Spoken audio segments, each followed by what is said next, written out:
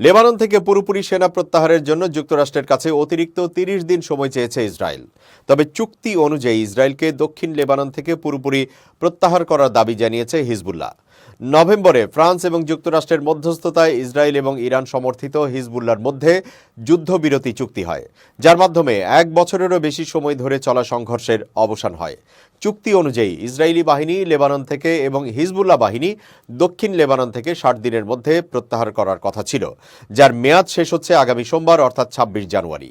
Israel সরকারের মুখপাত্র David মেনসার বৃহস্পতিবার বলেন, লেবানন সেনাবাহিনী এবং জাতিসংঘ শান্তিরক্ষী বাহিনী ইতোমধ্যেই হিজবুল্লাহ বাহিনীর স্থান গ্রহণ করেছে, যা চুক্তিতে নির্ধারিত ছিল। তবে এই পদক্ষেপগুলো যথেষ্ট দ্রুত হয়নি এবং আরও কাজ বাকি রয়েছে। মেনসার আরও বলেন, ইসরায়েল চায় চুক্তি অব্যাহত থাকুক, তবে তিনি সরাসরি উত্তর দেননি যে ইসরায়েল কি চুক্তির মেয়াদ বাড়ানোর জন্য কোনো অনুরোধ করেছে বা ৬০ দিনের পর ইসরায়েলি বাহিনী লেবাননে অবস্থান করবে কিনা। আল জাজিরার প্রতিবেদক জেনা খোদর বৈরুত থেকে জানান, ইসরায়েলের মার্কিন রাষ্ট্রদূত বলেছেন, ইসরায়েল প্রেসিডেন্ট ডোনাল্ড ট্রাম্পের প্রশাসনের সঙ্গে আলোচনা করছে যাতে চুক্তির মেয়াদ আরও ১ মাস বাড়ানো যায়। খোদর আরও উল্লেখ করেন, হিজবুল্লাহ হুমকি দিয়েছে যদি ইসরায়েলি সেনারা লেবাননে অবস্থান করে তবে তারা তাকে দখলদারিত্ব হিসেবে বিবেচনা করবে এবং প্রতিরোধ শুরু করবে। হিজবুল্লাহ একটি বিবৃতিতে জানিয়েছে, চুক্তির ৬০ দিনের সময়সীমা শেষ হওয়ার পর ইসরায়েলকে অবশ্যই লেবানন থেকে সম্পূর্ণ প্রত্যাহার করতে হবে এবং কোনো ধরনের চুক্তি লঙ্ঘন তারা মেনে নেবে না।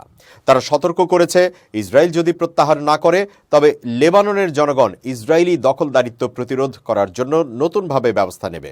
লেবাননের প্রেসিডেন্ট জোসেফ আউনের সঙ্গে বৈঠকে এর আগে ফরাসি প্রেসিডেন্ট ইমানুয়েল ম্যাক্রো জানিয়ে দিয়েছেন, ইসরায়েলকে অবশ্যই লেবানন থেকে পুরোপুরি প্রত্যাহার করতে হবে।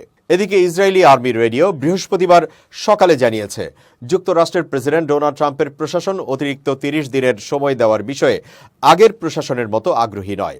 ট্রাম্প প্রশাসন চায় নির্ধারিত সময়ের মধ্যেই সম্পূর্ণ প্রত্যাহার সম্পন্ন হোক।